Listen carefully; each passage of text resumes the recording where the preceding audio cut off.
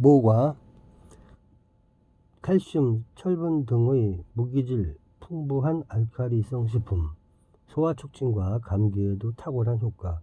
칼슘, 칼륨, 철분 등의 무기질이 풍부한 알칼리성 식품이며 소량의 단백질이 들어있다. 모과의 신맛은 사과산을 비롯한 유기산인데 이들은 신진대사를 도와주며 소화효소의 분비를 촉진시켜주는 효과가 있다. 그 밖에 떫은 맛은 타닌 성분인데 이 성분은 피부를 오므라들게 하는 작용이 있어 설사로 고통을 받는 사람을 한방에서 처방을 하는 이유가 여기 있다. 주독을 풀고 가래를 제거한다. 속이 울렁거릴 때 이것을 먹으면 속이 가라앉고 구워 먹으면 설사에 잘 듣고 기름에 적셔 머리를 빗으면 백발을 고쳐준다. 한방에서는 감기, 기관지염, 폐렴 등을 알아 기침을 심하게 하는 경우에 탁월한 효과가 있는 것으로 알려져 있다. 모과에는 석세포가 많아 생식이 알맞지 않으므로 다음과 같이 가공해서 먹는다. 모과숙, 껍질을 벗긴 모과를 푹 삶아 끓인 꿀에 담가서 삭힌 음식. 모과전과 모과를 삶아서 으깨어 받쳐서 꿀과 물을 친 다음 되직하게 끓여낸 음식. 모과죽, 모과를 말려서 가루로 하고 좁쌀이나 찹쌀 뜬 물에 쑤어서 생강즙을 섞은 죽. 모과편, 모과를 푹 쪄서 껍질을 벗기고 속을 뺀 다음 가루로 만들어서 녹말을 섞고 꿀을 쳐서 끓여 만든 떡. 모과는 껍질을 만져보면 끈끈한데 이것이 향미 성분인 정유분이다. 그러므로 모과차나 술로 이용할 때에는 잘 씻어서 껍질째 써야 한다. 모과술은 생모과를 얇게 썰고 모과향의 3배가량의 소주를 붓는다. 이때 포도당이나 설탕을 모과향의 3분의 1에서 5분의 1가량 넣으면 3개월로 숙성이 된다. 모과를 건져내고 밀봉하여 서늘한 곳에 두면 위스키 모양의 고운 빛깔의 모과술이 된다. 모과는 음식물의 소화를 도우며 설사 뒤에 오는 갈증을 멎게 해주는 효능이 있으며 폐를 튼튼하게 하고 위를 편하게 하여 주는 것으로 알려져 있다. 무, 비타민C, 소화산소 풍부, 소화 돋고 기침의 특효. 무는 김치용으로 많이 쓰이기 때문에 그 용도별로 종류를 구별해 보면 동치미용으로 동글동글하고 작은 성어 원종, 깍두기용으로 밑이 둥글고 퍼지고 단단한 재래종인 서울무, 경북의 울산무, 총각김치용으로는 잎이 달린 느르바기무나 열무로 껍질이 얇은 것, 단무지용은 궁중, 연마가 좋다.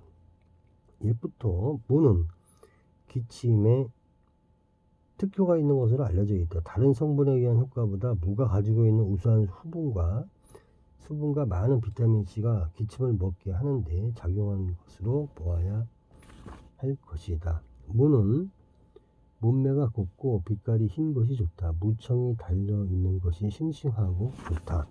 무를 1cm 네모로 썰어 병에 담고 위에서 조청이나 꿀을 부어 2, 3일 두면 무의 물이 다 빠져 맑은 물이 된다. 기침이 날 때 이 물을 먹으면 기침도 멎고 아픈 목도 잘 낫는다. 무의 껍질에는 속보다 비타민C가 배나 더 있으므로 껍질을 도려내지 말고 깨끗이 씻어서 먹는 것이 좋다.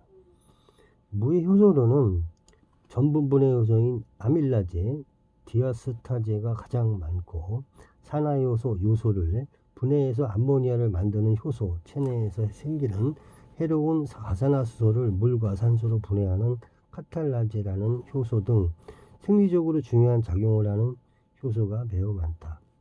떡이나 밥을 가식했을 때 무즙을 내 먹으면 소화가 잘 될 뿐 아니라 그러한 식품의 산도를 중화시켜 주기도 한다. 시루떡에 물을 섞는 것은 합리적인 배합이라고 볼 수 있다. 생선, 회나 구이에 물을 갈아서 곁들이는 것은 산성식품인 생선을 중화하는 훌륭한 조리법이다. 무화과, 단백질 분해효소 함유, 회충의 구제약과 신경통의 약재로 이용.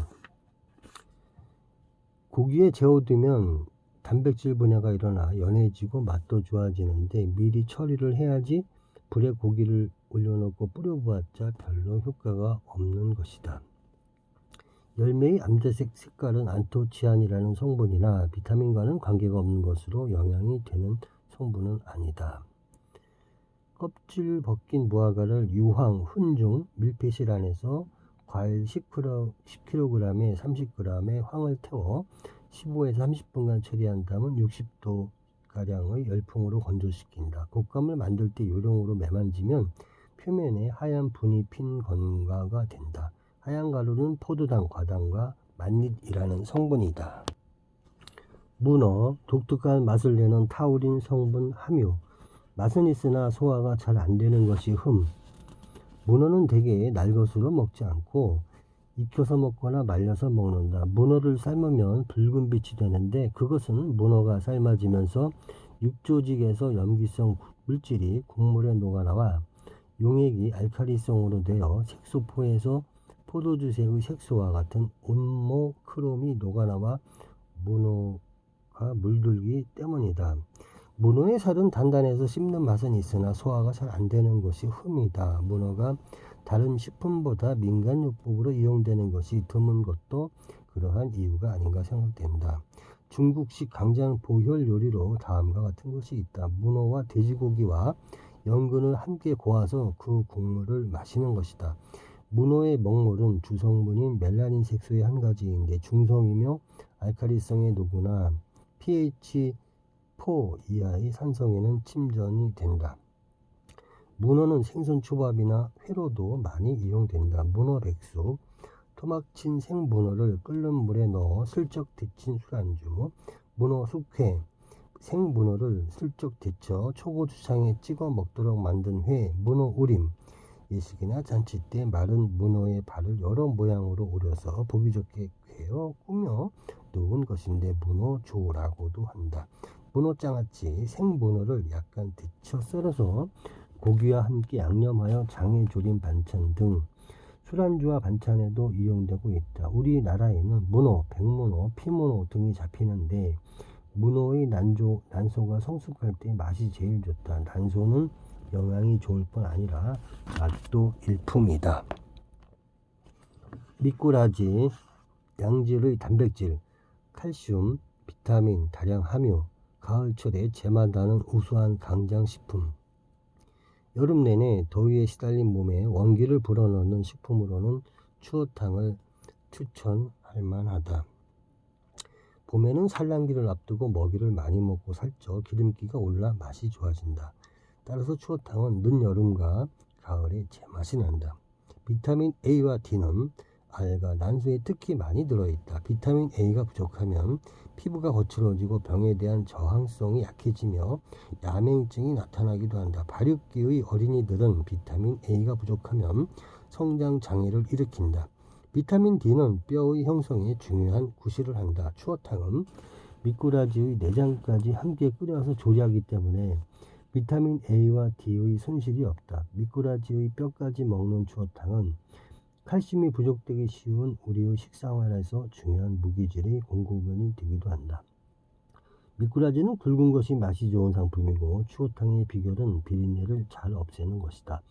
미꾸라지는 산채로 하고 다시 소금물에 여러 번 헹궈야 한다. 미꾸라지를 그대로 넣는 추어탕으로 두부를 넣은 솥에 살아있는 미꾸라지를 넣고 불 위에 얹는 색다른 방법도 있다. 뜨거운 곳을 피해 두부목 속에 파고 들어가 거기서 익어버리게 하는 것이다. 경상도나 전라도식은 미꾸라지를 갈아서 추어탕을 끓인다. 추어탕의 비린내를 없애고 맛을 좋게 하기 위해 독특한 양념을 하는데 후추, 고춧가루, 산초가루가 쓰인다. 추어탕에는 파와 고사리, 배추, 우거지와 같은 채소도 넣는데 호박순을 같이 넣어 끓이면 비린내가 깨끗하게 가신다. 지방에 따라 추어탕을 끓이는 방식이 다르나 쇠고기나 닭국물에 미꾸라지를 넣고 다시 구워 뼈를 가려내고 채소와 양념을 넣어 끓이면 맛이 아주 훌륭한 추어탕이 된다. 징그러운 겉 모양만 보고 먹기를 꺼리는 사람도 이것은 먹기가 좋고 건강식품이 될 것이다. 미꾸라지와 비슷한 생선인 장어가 있다. 장어에 비하면 영양가가 형편없다고 말하는 사람도 있다. 그것은 장어의 지질 함량은 16%가량이나 미꾸라지는 겨우 2%가량에 지나지 않기 때문이라는 것이다. 지질 함량이 적기 때문에 칼로리 차이는 확실히 있다. 미꾸라지 100g에 101칼로리가 나오는데 장어는 210칼로리나 난다. 그러나 식품은 칼로리만 높다고 곧 우수한 식품이라고 단정할 수는 없다.